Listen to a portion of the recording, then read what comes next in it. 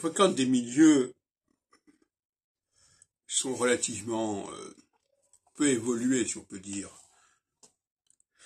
Et ça permet, ethnologiquement, de repérer certains comportements populaires, notamment un blocage par rapport à la notion de théorie.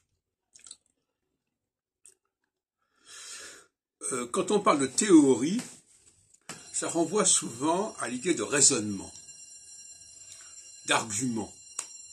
Et le raisonnement est un substitut au factuel, quelque part. Quand il n'y a pas de factuel, on a du raisonnement. Et ça pose problème. Pourquoi? Parce qu'un certain nombre de personnes ne savent pas raisonner et ne savent pas suivre un raisonnement et n'ont pas confiance dans le raisonnement et dans leur raisonnement. C'est pareil. Parce que le raisonnement d'autrui, si je l'adopte, devient mon raisonnement.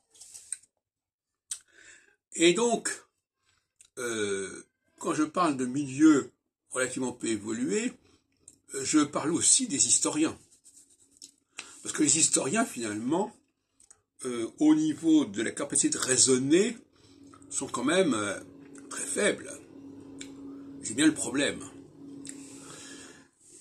Et je dirais même que c'est parce qu'ils ne sont pas capables de raisonner qu'ils font de l'histoire. C'est-à-dire qu'ils font du factuel. Dans le domaine de la science, qui travaille sur des champs, des périodes beaucoup plus larges que l'histoire, eh bien, le raisonnement devient essentiel. Et même Copernic, par exemple, ou Einstein, sont des gens qui raisonnent et qui s'adressent à des gens qui sont capables de raisonner.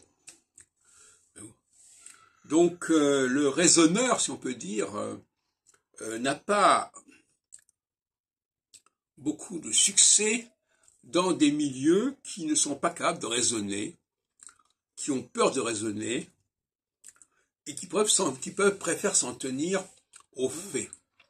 Et le problème, c'est que quand on s'en tient aux faits, et quand on dit aux faits, c'est de parler, aux faits connus, aux faits qui nous sont accessibles, qui nous sont parvenus, et non pas aux faits en soi, bien sûr, eh bien, on va construire des romans, on va construire des discours, des commentaires qui ne tiennent pas debout.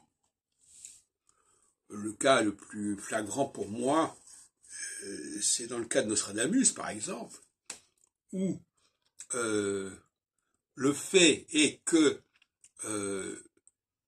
entre 1588 et 1590, on ne publie pas le deuxième volet des Centuries, par exemple, entre autres, et qu'on va nous dire « Ah oui, mais il était déjà apparu en 1568 », par exemple. Or, s'il était apparu en 1568, pourquoi ne serait-il pas apparu 20 ans plus tard? Et pourquoi on aurait d'abord commencé par publier les premières centuries, alors que le deuxième volet était déjà censé être paru bien avant? Eh bien ça, c'est un type de raisonnement, d'argument, qui ne passe pas chez un certain nombre de personnes. Et on arrive à lire chez Ben Azra, par exemple, dans son répertoire chronologique islamique, l'idée qu'il y a des quatrains, par exemple, qui manquent, que certains quatrains qui apparaissent dans les années 1589-90, eh bien, il y a des quatrains. Alors, oui, ils sont apparus à ce moment-là, mais ils étaient déjà là présents 20 ans plus tôt, et ils sont réapparus. Voilà. Bon, je reste là.